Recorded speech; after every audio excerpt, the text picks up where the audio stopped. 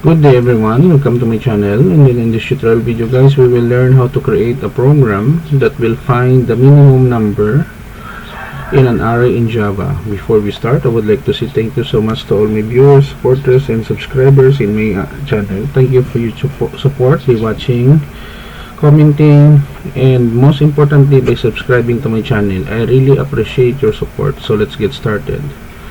So basically guys, I'm using Eclipse as my IDE in writing this program. Eclipse IDE for Java developers. So public class minimum, the name of our class, public static void main, it is the starting point of every Java program. And then I've declared elements. So we have here negative 5, 320, 4,008, 341. And then int main element 0. So the title here, minimum number in an array in Java.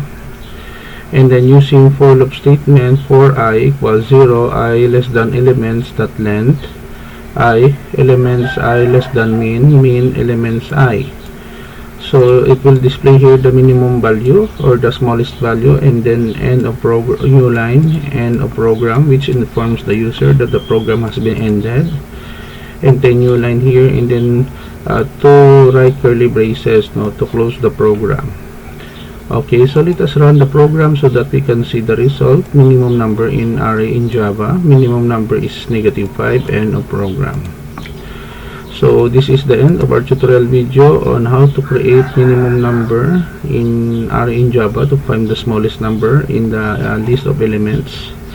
I hope that you learned something new in this short tutorial video. I will put a link in the video description where you can download the complete source code for free.